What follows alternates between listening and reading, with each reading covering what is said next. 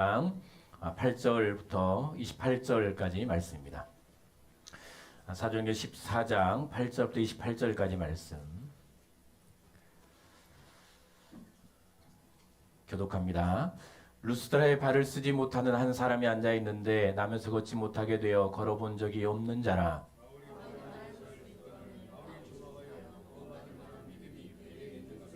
큰 소리로 이르되 내 발로 바로 일어서라 하니 그 사람이 일어나 걷는지라.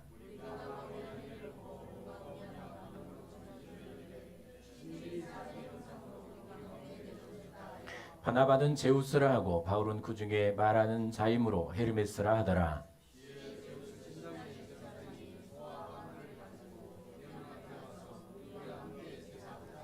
두 사도 바나바와 바울이 듣고 옷을 찢고 무리 가운데 뛰어 들어가서 소리질러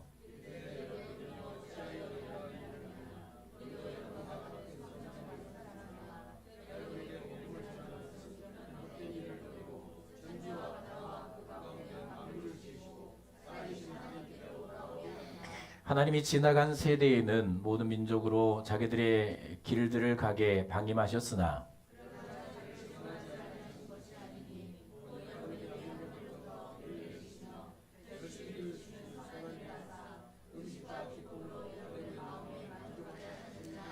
이렇게 말하여 겨우 무리를 말려 자기들에게 제사를 못하게 하니라.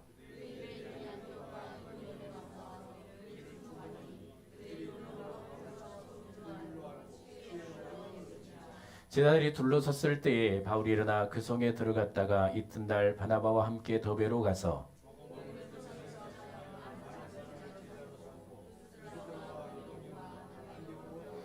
제자들의 마음을 굳게 하여 이 믿음에 머물러 있으라 권하고 또 우리가 하나님의 나라에 들어가려면 많은 환난을 겪어야 할 것이라 하고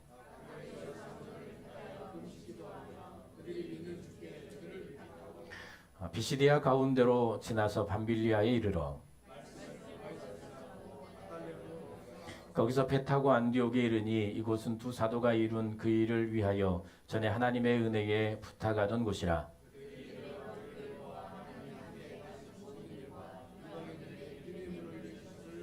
함께 있습니다. 제자들과 함께 오래 있으니라. 아멘. 네, 오늘은 우리 중고등부 친구들 같이 예배를 드려야 됩니다. 예배 잘 드리라고 우리 축복의 박수 보내드립니다. 물론 잘 드리지만 또 더 집중해서 잘 들으시길 바랍니다. 오늘은 목적지에 이르는 법 두 번째 시간이고요. 오늘은 바라봄에라는 제목으로 이제 멀리라는 각 하나의 말씀을 보기로 합니다. 차가 차선을 안 받고 차 중앙으로 곧게 가는 방법이 있죠. 그 방법은 멀리 보는 겁니다. 앞을 향해서 먼 곳을 바라보면 흔들림 없이 가죠. 자전거도 마찬가지고요. 가끔 이제 터널을 막 들어가면 시선도 흔들리고 차도 약간 흔들리는 경험들이 있습니다. 그때는 곧바로 눈을 들어서 앞을 봐야 됩니다. 나아갈 곳을 보고 그리고 앞차를 보면 흔들림 없이 가게 되죠.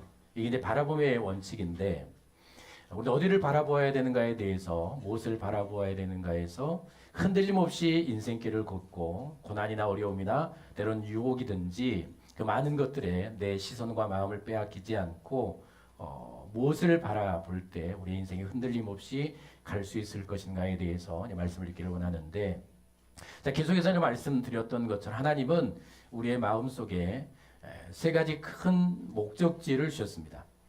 목적지를 주셨고 우리가 바라보아야 될 표대를 주셨습니다. 다른 말로 하면 내 마음에 이르러야 할 소원을 보여주셨죠. 간단하게 제가 세 가지를 말씀드렸습니다. 가장 최종 목적지는 어디일까요?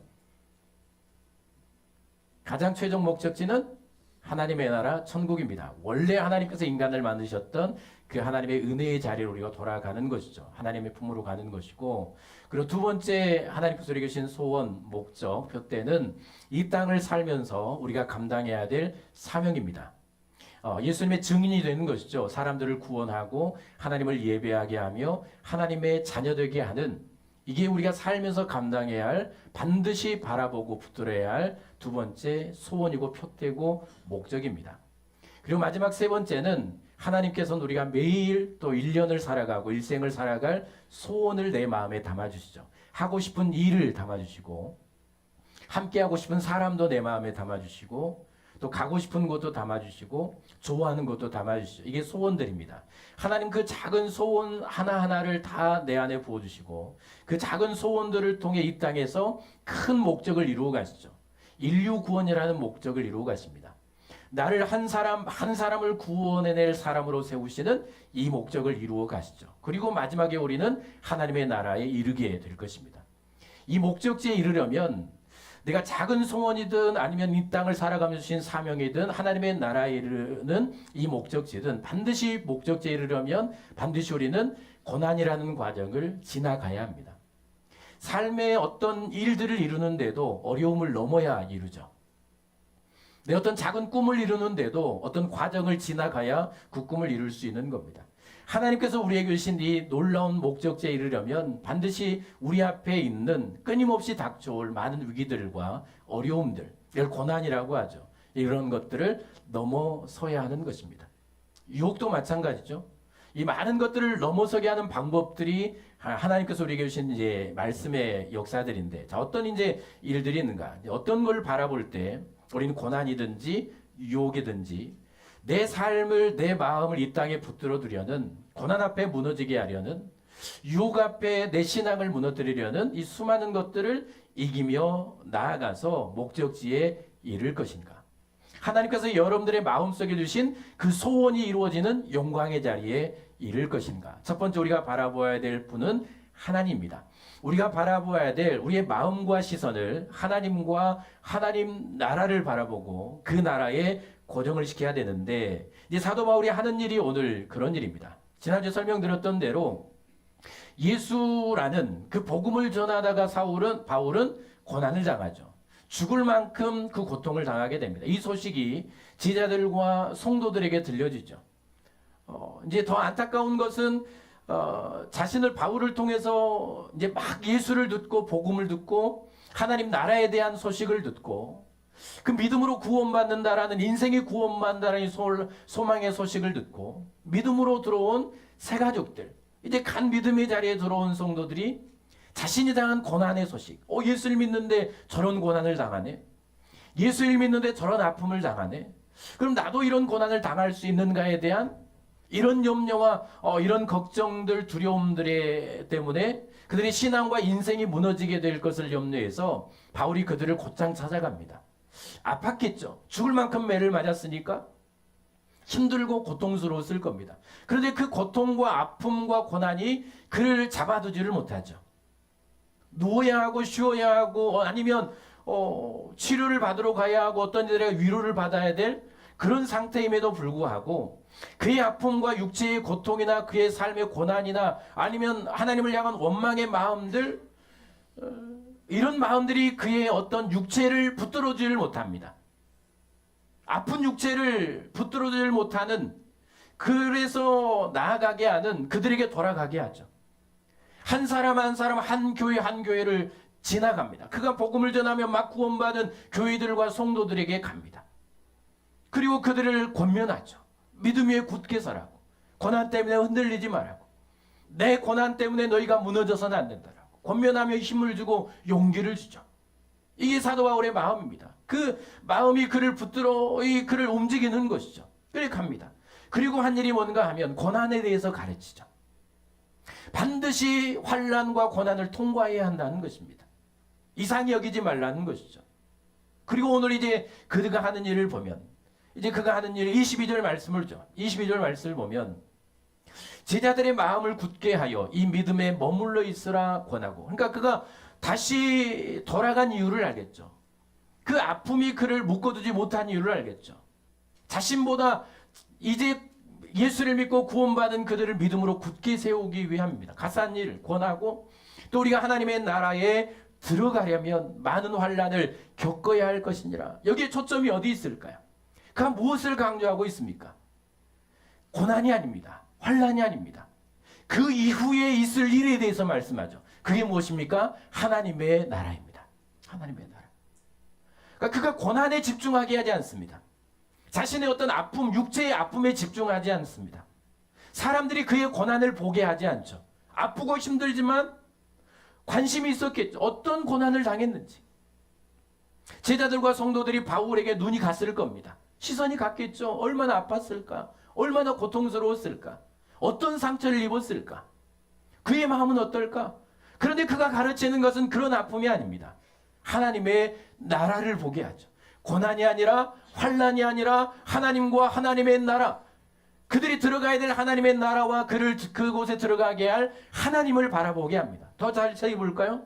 23절 보죠. 23절 함께 읽어봅니다. 각 교회에서 시작. 각 교회에서 장로들을 택하여 금식 기도하며 그들이 믿는 주께 그들을 위탁하고 라고 합니다. 자 보세요. 자신의 고난의 이야기를 하지 않죠. 자신이 어떤 고난을 당했는지, 얼마나 아픈지, 얼마나 어떤 상처를 받았는지, 내가 이래, 내가 아파, 뭐 그럴 만도 하지만 그 자신이 당한 이 고난의 아픔에 대해 이야기하지 않습니다. 그리고 한 일이 뭔가 하면 각 교회들의 장로들, 지도자들을 불러옵니다. 모으죠. 그리고 그들과 함께 한 일이 뭔가 하면 금식하며 기도합니다. 금식하며 기도하며 더 중요한 사실은 그들이 믿는 주께 그들을 위탁하고. 자 보세요. 자신이, 그러니까 이 말씀을 보면 그동안 수많은 환난들, 고난들, 어려움들, 그리고 이후에도 바울은 고난을 경험합니다. 그가 어떻게 이 길을 갔는가? 고난 앞에 무너지지 않았는가? 어떻게 환난 앞에 그의 인생은 무너지지 않았는가? 인생의 유혹도 있었을 겁니다. 쾌락의 유혹도 있었겠죠. 쉬고 싶은 유혹도 있었을 겁니다. 이런 고난과 위기 앞에 무너지지 않았던 분명한 이유를 알겠죠. 그는 누구를 바라보았는가 하면 하나님을 바라봅니다. 자신과 함께 하시는 하나님, 자신과 삶을 의탁할 분 하나님, 능력의 하나님을 바라보죠. 기도 가운데 바라보는 겁니다. 이 능력을 알았기에 그는 기도하며 제자들과 성도들과 장로들, 그들이 누구를 바라보도록 하는가 하면 하나님을 바라보게 합니다. 능력의 하나님을 바라보게 하죠. 그들의 시선을 하나님께로 이끄는 것입니다. 그들의 마음을 하나님께로 이끌죠. 절대 사람을 보게 하지 않습니다. 자신을 보게 하지 않습니다. 그들 앞에 서 있는 건 바울 자신 아닙니까? 고통당하고 있는 건 자신이죠. 그런데 나를 보라는 말을 한마디도 않습니다. 하나님의 나라에 대해서 알려주고 그리고 함께 모여 금식하며 기도합니다. 무엇을 보라고요? 내가 아니라 하나님을 보라고요. 능력의 하나님, 나를 살리신 하나님, 봐라 내가 살아있다. 나를 살리시고 나를 여기 보내시며 다시 복음을 전하게 하신, 나와 함께 하신 능력의 하나님께 내가 너를 의탁한다. 너희도 하나님을 바라보고 하나님의 나라를 바라보게 하는 이 일을 지금 하고 있는 것이죠. 그들의 마음을 하나님께로, 그들의 눈을 하나님께로, 그들이 신은 하나님의 나라에 집중시키는 일을 하고 있는 것이죠. 27절도 보죠. 그들이 이르러 교회를 모아 하나님이 함께 행하신 모든 일과 이방인들에게 믿음의 문을 여신 것을 보고하고. 보고하는 게 뭡니까? 안디옥으로 돌아가서 성도들을 모아놓고 보고하는 것은 자신이 겪었던 고난의 이야기가 아닙니다. 물론 간증도 할 수 있겠죠. 자신이 하겠던 환난의 이야기가 아닙니다. 자신이 경험한 먹고 마신 이야기가 아닙니다. 내 어떤 사람과 함께했고 무엇을 누렸고 무엇을 보았고가 아닙니다. 하나님께서 나와 함께 하시며 하나님께서 우리와 함께 하시며 이루신 이 일을 보고하는 것이죠. 그러면 그들이 결국 누구를 바라볼까요? 함께 하시는 하나님. 바울과 함께 하시는 하나님, 그리고 바울과 함께 하시면 능력으로 이 일을 이루신 하나님, 그 하나님의 능력, 함께 하시는 하나님, 그들을 도우신 하나님, 하나님을 바라보게 하고 그들이 동착해야 될 하나님의 나라, 그 나라를 바라보게 하는 이 일을 주님, 그는 지금 하고 있는 것이죠. 그러므로 우리가 적어도 이 환난과 고난과 인생의 어려움과 신앙의 위기들과 찾아오는 유혹들, 이 수많은 것들 가운데 내 마음을 빼앗기지 않으며 내가 무너지지 않으며 신앙이 좌절하지 않고 내 인생이 무너지지 않으면 반드시 우리가 해야 될 일은, 그때 우리 즉시 해야 될 일은 눈을 들어 나와 함께 하시는 하나님을 바라보는 일입니다.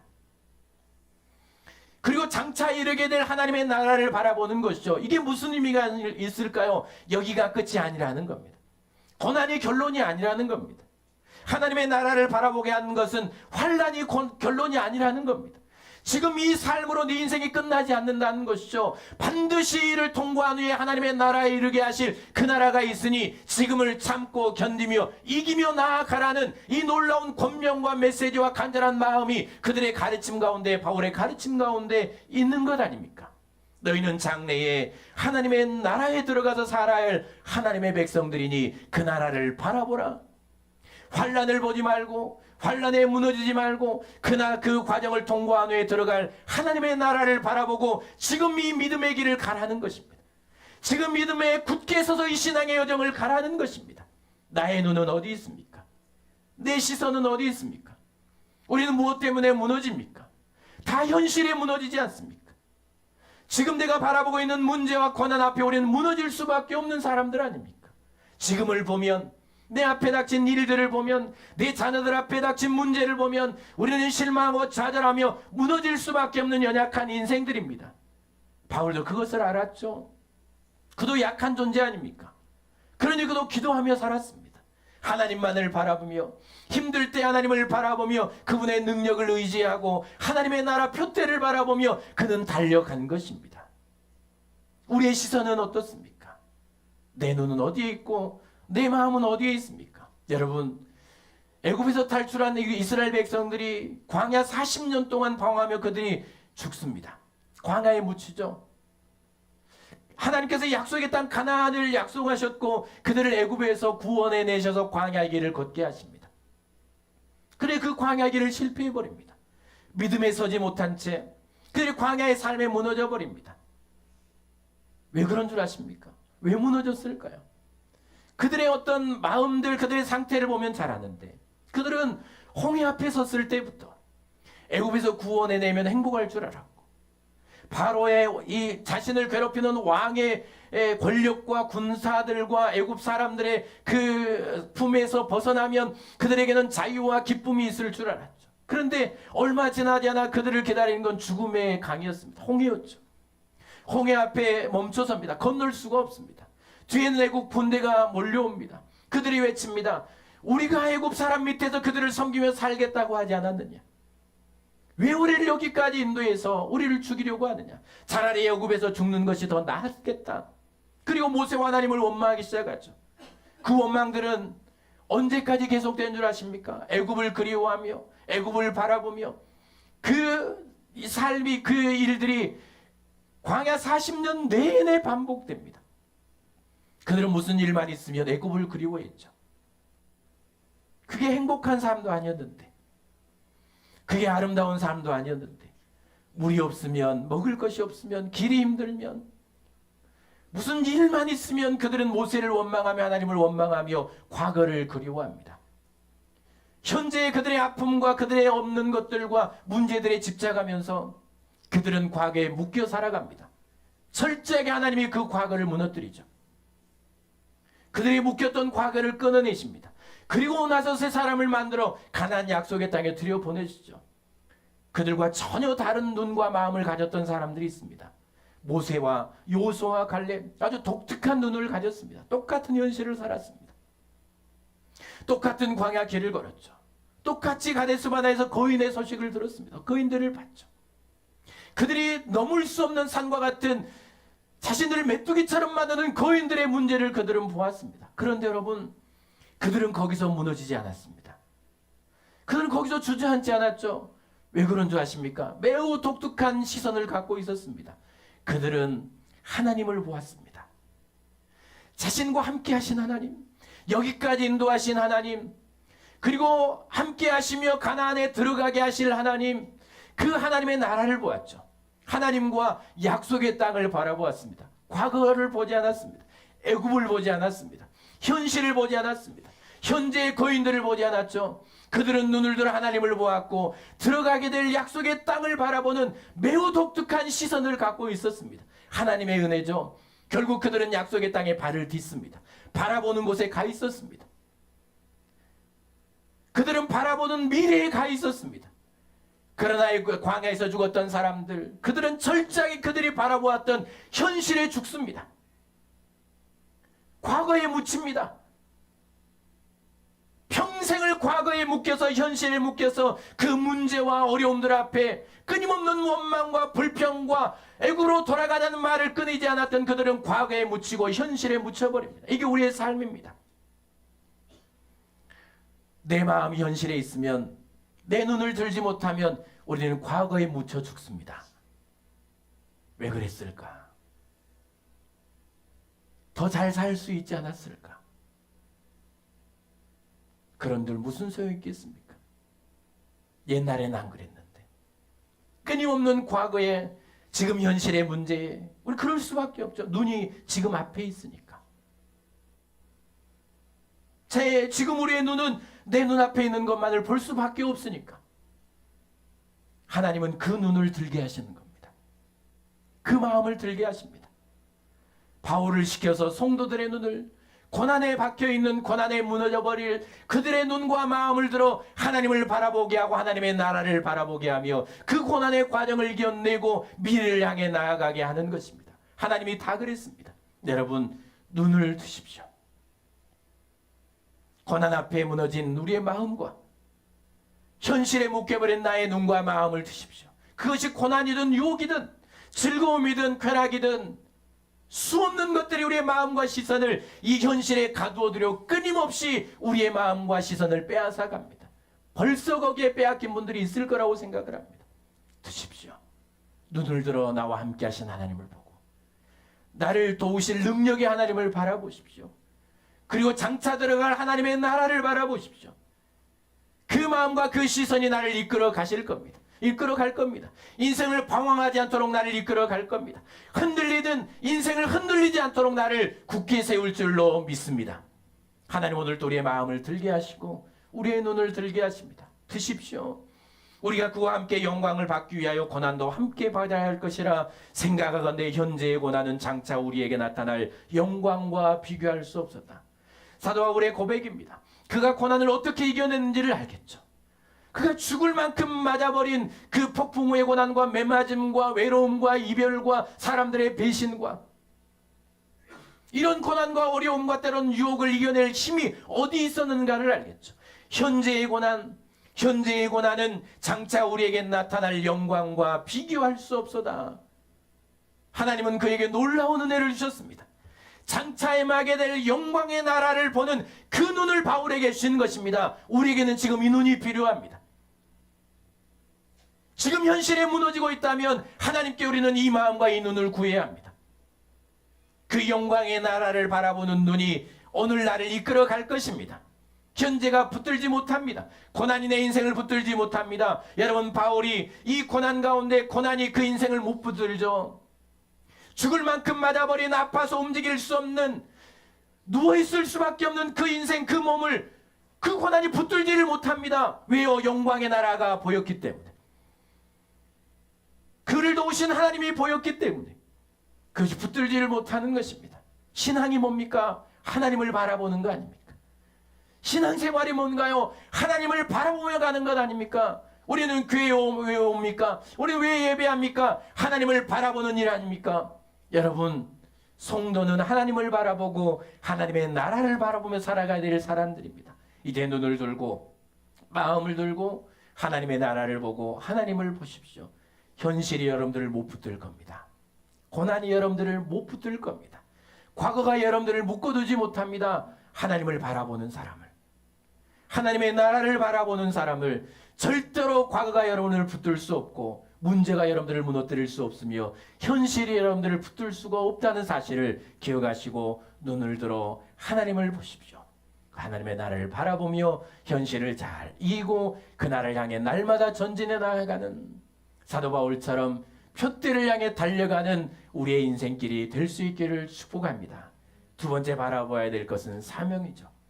여러분, 사명과 소원을 붙들고 사명과 소원을 붙들고 그리고 더 중요한 것은 하나님께서 나를 통해 나에게 주신 목적을 이루고 소원을 이루어 주시고 사명을 이루실 그날을 바라보십시오. 그날을 보세요. 우리는 보는 대로 여기 왔습니다. 여러분, 잘 생각해 보세요. 그냥 우연처럼 내 인생이 이렇게 된 것 같지만, 우연처럼 여러분 내 삶이 이 징역이 이런 것 같지만, 그런데 여러분, 적어도 우리는 내가 보는 대로 왔습니다. 이게 시선이고 눈입니다. 그러니 잘 봐야죠. 이제 우리는 잘 봐야 됩니다. 사명을 붙들고 내 주신 소명을 붙들고 소원을 붙들고 하나님께서 나를 통해 사명을 이루시고 소원을 이루어 주실 그날을 바라보면 반드시 우리는 그날에 이르게 될 줄로 믿습니다. 자, 보세요. 죽음의 고난을 바울은 경험하죠. 다 죽었다고 생각했습니다. 그런데 그가 하는 일을 보세요. 그가 어디로 갑니까? 누구에게 가나요? 교회들에게 갑니다. 성도들에게 가죠. 아프고 힘든데 성도들에게 갑니다. 그러면 저도 그를 움직이게 하는 힘이 뭡니까? 그 아픔을 이겨내게 하는 힘이 뭔가요? 일어날 수 없는 그의 육체를 일으킨 힘이 뭡니까? 사명입니다.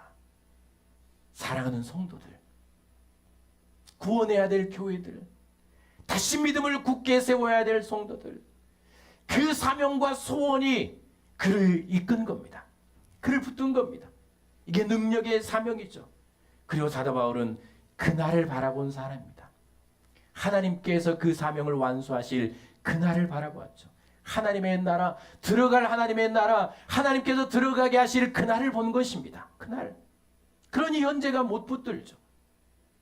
하나님께서 하나님의 나라에 이르게 하실 그날을 바라보니, 사명을 완수하게 하실 그날을 바라보니 고난이 그를 더 이상 붙들지를 못하는 것입니다. 그는 사명을 붙들었고 소원을 붙들었고 하나님께 주실 그날을 본 것입니다. 사도행전 20장 22절 24절 말씀을 함께 보죠. 우리 함께 읽어봅니다. 주보에 있습니다. 보라, 시작. 보라, 이제 나는 성령에 매여 거기서 무슨 일을 당하는지 알지 못하노라. 오직 성령이 각성해서 내게 증언하여 결박과 환난이 나를 기다린다 하시나, 내가 달려갈 길과 주 예수께 받은 사명 곧 하나님의 은혜의 복음을 증언한 일을 마치려 하면은 나의 생명조차 조금도 귀한 것으로 여기지 아니하노라. 그는 놀라운 은혜를 받았습니다. 내가 달려갈 길과 주 예수께 받은 사명, 그는 예수께 받은 사명이 있었습니다. 하나님의 은혜의 복음을 증언한 일을 마치려 하면은 나의 생명조차 조금도 귀한 것으로 여기지 아니하노라. 힘이 어디였을까? 그가 일어설 힘은 무엇이었을까요? 고난을 이겨내게 할 힘은 무엇이었습니까? 여러분, 부모님들에게 묻습니다. 지금이야 뭐 그렇게 힘들지 않지만 옛 시대의 부모들 살아온 힘이 무엇이었습니까? 그 고난과 역경과 굶주림과 자신은 굶고 자신은 그렇게 피땀 흘리는 그 고난의 시련을 참고 견디는 힘이 어디 있었습니까? 그 마음에 누가 있었기 때문입니까? 사랑하는 자식들이 있었기 때문입니다. 그건 사명입니다. 인생에 주신 목적이죠. 목적. 똑같이 생각해 보세요. 사도 바울도 마찬가지입니다. 그의 마음속에는 성도들로 가득 차 있었습니다. 이건 무슨 말입니까? 사명으로 가득 찼다는 겁니다. 사명으로. 하나님께서 주신 소원으로 가득 찼다는 것이죠. 그러니 하나님이 안 보이신 하나님이 그를 어떻게 이끄셨습니까? 그 안에 예수께서 사명 부어주심으로 예수님께로부터 오는 사명이 그 안에 가득 차서 사명이 그를 이끌어 간 것입니다. 사명이 견디게 한 것이죠. 사명이 참게 한 것입니다. 사명을 붙든 그를 하나님은 또 붙드시죠. 하나님은 사명을 주시고 사명을 통해 그를 이끌어 가시지만, 그러나 사명을 강하게 붙들 때 하나님은 능력의 손으로 그를 붙드시며 그를 도우시고 이끌어 가시는 것입니다. 그러면 여러분, 반드시 우리는 내게 주신 사명으로 내 안을 채워 넣어야 합니다. 날마다 하나님께로부터는 소원으로 나를 채워야 합니다. 사실 사명이 우리를 이끌어갑니다. 다른 게 아닙니다.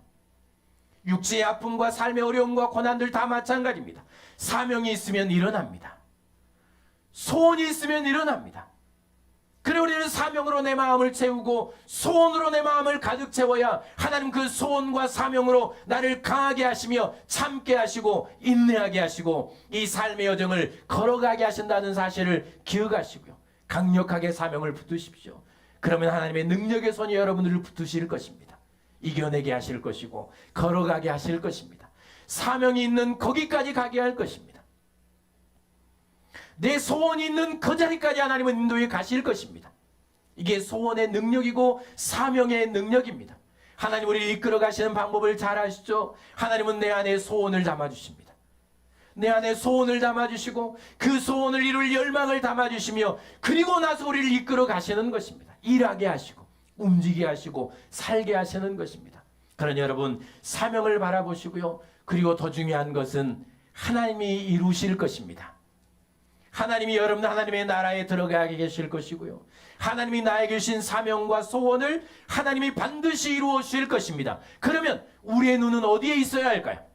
하나님께서 이루어 주실 영광의 그날에 우리의 눈은 먼저 가 있어야 합니다. 우리의 마음은 먼저 가 있어야 됩니다.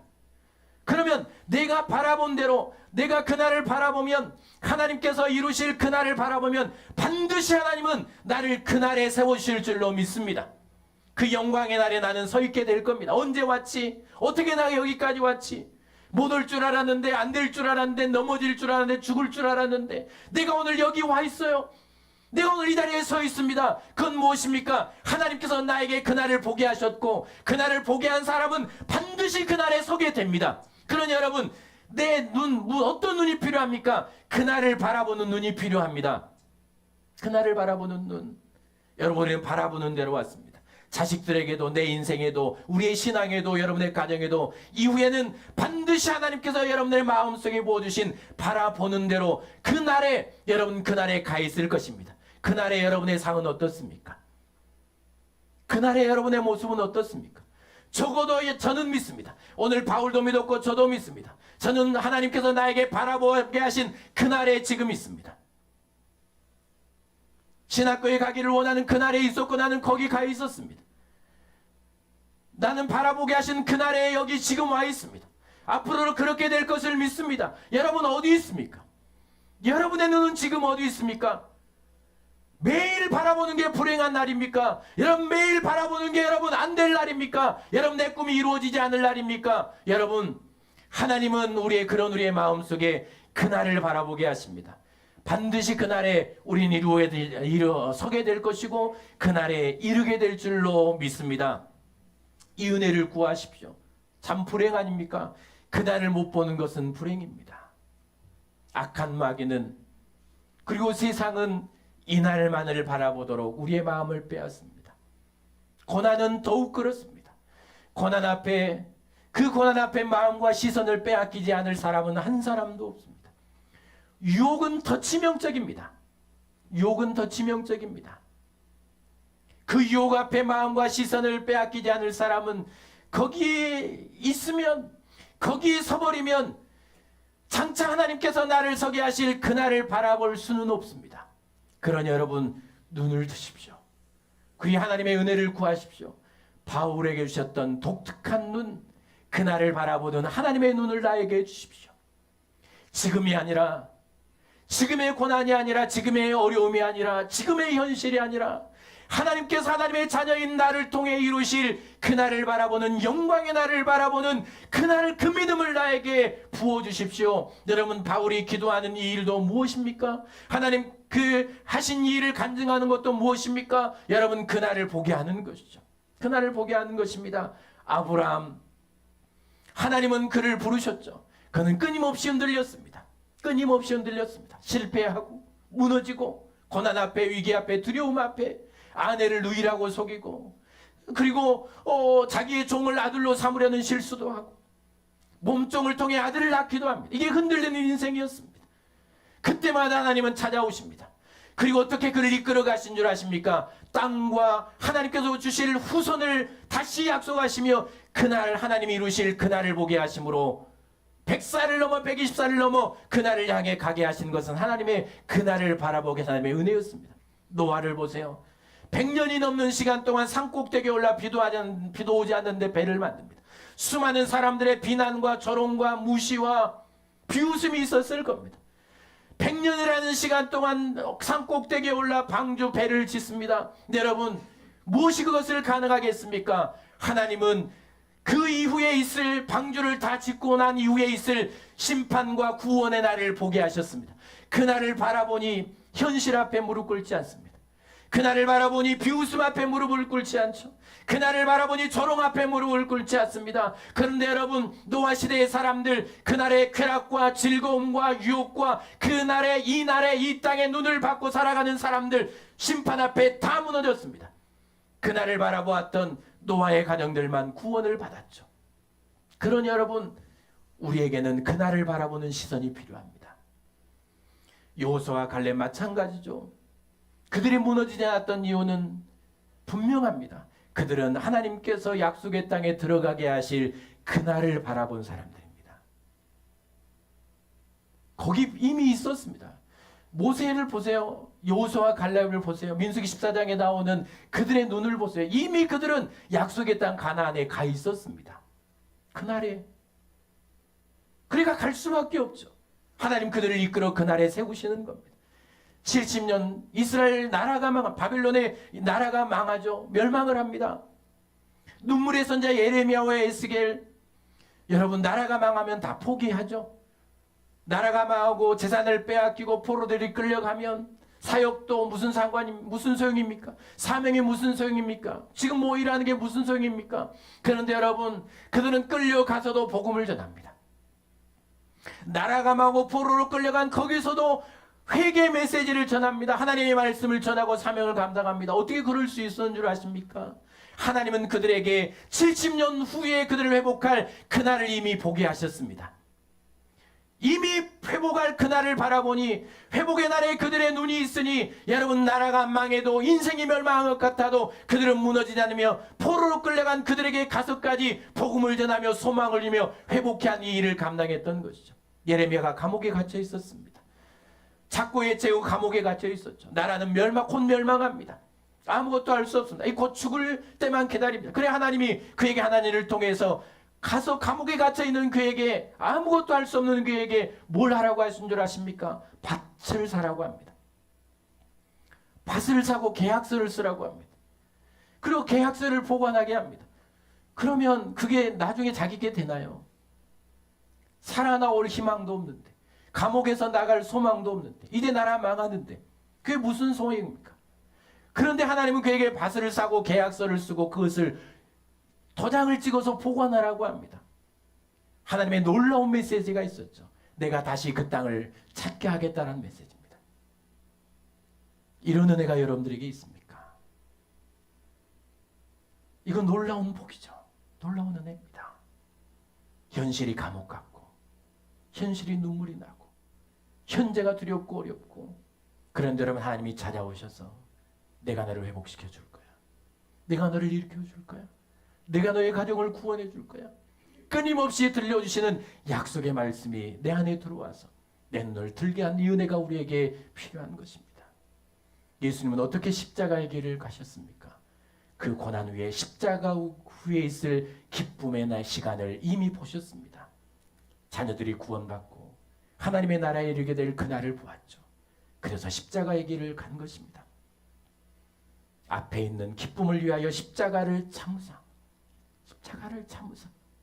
부끄러움을 개의치 아니하시고 그 십자가 후에 부끄러움이 위에 있을 그 기쁨 그 영광을 보고 십자가를 참았습니다. 고난을 참았습니다. 조롱을 참았습니다. 부끄러움을 참았습니다. 그래 내게는 그날이 있어. 내게는 그날이 있어. 하나님이 다시 일으켜 주실 거야. 그리고 참은 것입니다. 여러분 그날이 있습니까? 그날이 보이시나요? 그날이 보이는 사람은 놀라운 은혜를 받은 사람입니다. 과연 몇 명이나 될까? 몇 명이나 될까? 여러분 사명 강력하게 붙들고 이제 눈을 들어 꼭 그날을 바라보십시오. 나에게 이루실 그날, 내 자녀를 통해 이루실 그날, 여러분의 온 가족을 구원하실 그날, 나를 다시 고치실 그날, 나를 다시 일으켜 주실 그날, 완전하게 건강하게 하나님을 찬양하며 예배할 그날, 온 가족이 함께 예배할 그날, 여러분 안 될 거라고 생각하지 말고 내 인생에는 그런 일이 안 일어날 거라고 생각하지 말고 그런 사람들은 다 죽었습니다. 전부 광야에서 죽었습니다. 한 사람도 광야에서 살아남지 못하고 다 묻혔습니다. 눈을 뜨십시오. 그리고 그날을 바라보십시오. 그러면 삽니다. 반드시 하나님이 그날에 여러분들을 세우실 줄로 믿습니다. 이게 하나님의 능력입니다. 그날의 능력, 바라봄의 능력. 그러니 하나님께서 우리에게 행하시는 일이 뭘까요? 오늘 또 하시는 일이 뭘까요? 내 마음을 들게 하고 내 눈을 들게 하는 겁니다. 이제 마지막 말씀을 정리하면서 그럼 우리는 이 현실을 사는데 고난이 당장 내 눈앞에 있는데 유혹이 있고 아름다운 즐거움이 있는데 어떻게 나는 하나님을 바라보고 하나님의 나라를 바라보며 사명 붙들고 그날을 바라보며 매일매일을 살아갈 수 있을까? 하나님이 주신 놀라운 방법들이 있죠. 하나는 하나님의 말씀입니다. 성경의 모든 인물들, 지금 저를 포함해서 우리 모두 마찬가지입니다. 하나님은 흔들리는 인생들, 고난 앞에, 유혹 앞에, 시련 앞에 흔들릴 때마다 그들에게 찾아오셔서 반드시 말씀을 들려주셨습니다. 약속의 말씀을 들려주셨죠. 그리고 하나님을 바라보게 하고 그날을 바라보게 하심으로 다시 걸어가게 하셨습니다. 끊임없이 한 번이 아닙니다. 흔들릴 때마다, 무너질 때마다, 실패할 때마다, 그때마다 늘 하나님은 찾아오셔서 말씀을 들려주셨습니다. 그러니 우리는 말씀을 매일 보아야 됩니다. 말씀을 매일 들어야 됩니다. 말씀을 매일 읽어야 됩니다. 그냥 속는 셈 치고 한번 해보세요. 그냥 목사한테 한번 속는 셈 치고 해보세요. 어떤 말씀에 능력이 있는지를 한번 보세요. 그리고 말씀을 잘 들으세요. 잘 참고 들으세요. 주일마다 오셔서 말씀을 들으세요. 마음을 열고 내 귀로 말씀을 들어보세요. 그 말씀이 여러분들에게 놀라운 능력이 되어서 여러분들의 마음을 열고 여러분의 눈을 열어서 이 땅에 박힌 여러분들의 마음과 시선을 하나님께로 향하게 만들어 주실 것입니다. 이게 말씀의 능력입니다. 목사가 하는 건 그것뿐입니다. 뭘 하겠습니까? 여러분, 두 번째는 기도와 찬송입니다. 이건 진리입니다. 진리. 모든 사람들, 감옥에 갇힌 바울과 실로가 한 일이 뭡니까? 기도와 찬송하는 일입니다. 여러분, 감옥에 갇힌 인생이 그들이 한 일이 다 기도한 일이죠. 그런 사람들, 히스기야도 죽을 병에 걸렸을 때 얼굴을 벽으로 하나님 앞에 기도합니다. 하나님이 그에게 살 길을 열어주셨죠. 감옥에 갇힌 바울과 실라 뭘 하겠습니까? 하나님 앞에 기도와 찬송을 할 때 하나님은 그 감옥문을 열고 흔들어서 하나님의 뜻을 이루어주시는 이 놀라운 역사를 이루어주시죠. 베드로가 감옥에 갇혔을 때 교회들이 두려워한 일이 뭔 줄 아십니까? 기도한 일이었습니다. 하나님 그 길을 열어주셨죠. 여러분, 스데반 집사, 사람들이 그를 죽이려고 소리를 칩니다. 돌이 그를 향해 날라옵니다. 얼마나 두려웠을까요? 사람들이 돌을 들고 자신을 향해 돌을 던질 때 그 두려움과 무서움과 고통, 여러분 그걸 어떻게 견딘 줄 아십니까? 그 순교의 길을 어떻게 간 줄 아십니까? 어떻게 그 순교의 기쁨으로 간 줄 아십니까? 여러분 그 순간에 눈을 들어 그는 하나님께 기도했습니다. 성령이 그 안에 역사하시면서 스데반의 눈이 그 돌이 아니라 사람들이 아니라 그 고난이 아니라 영광의 나라, 영광의 보좌를 보게 하죠. 자신을 향해 두 손을 벌리고 있는 예수 그리스도를 보게 하며 서서 그를 기다리는 예수를 보게 하는, 그게 그에게 평안이고 기쁨이고 그 고난과 돌맞음의 고통을 이겨내게 한 것입니다. 그러니 여러분 기도하셔야 됩니다. 그러니까 속는 셈 치고 한번 해보세요. 제발 부탁드립니다. 제발 부탁드립니다. 신앙생활을 이제 시작하신 분들, 그리고 기도의 능력을 모르시는 분들, 기도하셔야 됩니다. 그래야 이 세상에 내 눈을 빼앗기지 않습니다. 그래야 고난에 내 마음을 빼앗기지 않습니다.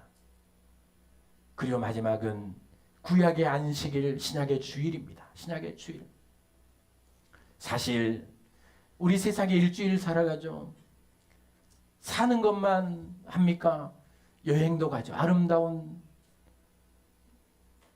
정말 화려한, 마음을 감동케 하는 그런 곳을 바라보며 살아갑니다. 수많은 일들에 부대껴 살아갑니다. 거기 주일날 안 오시고요. 만약에 한번 상상을 해보세요. 내가 주일날 교회에 안 오고 한 달 정도, 한 1년 정도 그 아름다운 세상과 고난의 현실 앞에서 계속 산다고 생각해 보세요. 여러분들의 시선이 하나님의 나라를 바라볼리는 만만합니다. 여러분들의 마음과 시선이 사명에 집중하거나 하나님께서 나를 통해 이루실 그 날을 바라보기는 100% 불가능합니다. 그래서 하나님은 우리를 주의 품으로 부르죠. 안식일을 주시고, 지금은 주일이죠. 하나님은 하나님께로 부르셔서 하신 일이 뭘까요?